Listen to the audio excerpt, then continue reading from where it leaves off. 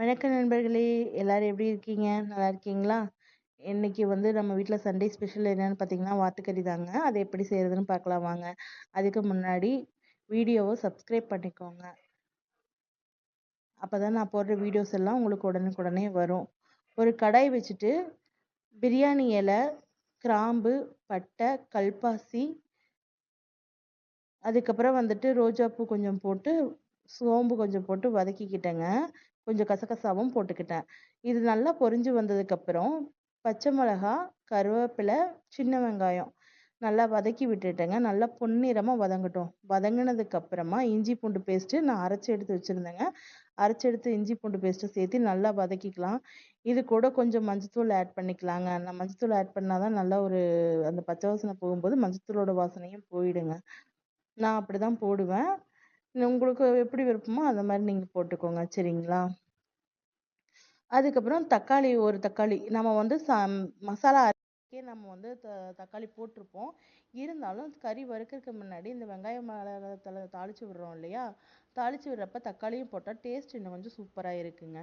தக்காளி நல்லா வதங்குனதுக்கு அப்புறமா தக்காளி பார்த்தீங்களா, இந்த அளவுக்கு நல்லா கன்சிஸ்டன்சி பார்த்தீங்கன்னா, அப்படியே கரைஞ்சு வந்துரணும். கரைஞ்சு வர வரைக்கும் போடணும். கொஞ்சம் உப்பு சேர்த்துக்கோங்க. நான் முதல்லயே தேவையான அளவுக்கு உப்பு போட்டுருவேன்.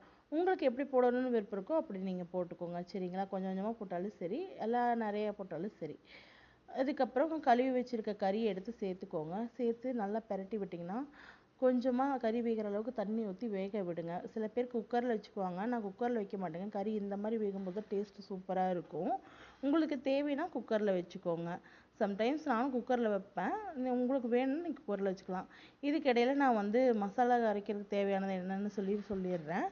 மசாலா அரைக்கிறதுக்கு சின்ன வெங்காயம், தக்காளி, கொஞ்சம் சோம்பு, கிராம்பு, பட்டை இது மட்டும் போட்டு அரைச்சு எடுத்துக்கோங்க. கொஞ்சம் கறி மசால் தூள், கொத்தமல்லி தூள் அது கூடயே சேர்த்து அரைச்சுக்கோங்க. வாத்துக்கு சிக்கன் மசாலா போடக்கூடாதுங்க. கறி மசால் தூள் போட்டிங்கன்னா தான் டேஸ்ட்டு சூப்பராக இருக்கும். இதெல்லாம் நான் வீட்லேயே அரைச்சி வச்சது தாங்க. அரைச்சி வச்சது தான் யூஸ் பண்ணேன். பார்த்தீங்களா, தண்ணி ஊற்றி நல்லா இந்த அளவுக்கு கொதிஞ்சு வந்துட்டுருக்கு. கொதிச்சு வந்ததுக்கப்புறம் நல்லா வெந்ததுக்கப்புறமா நம்ம மசாலா ஊற்றுறேன். மசாலா ஊற்றி நல்லா கொதிச்சு கிரேவி ஆனதுக்கப்புறம் இறக்கி வச்சிடலாங்க. இவ்வளோ தான் நம்மளோட வாத்துக்கறி. கொஞ்சம் மல்லித்தூள் ஓரளவுக்கு கணக்காக போடுங்க. ரொம்ப போட்டிங்கன்னா இது தெரிஞ்சிடும். மல்லித்தூள் அதிகமாக சேர்க்கக்கூடாது.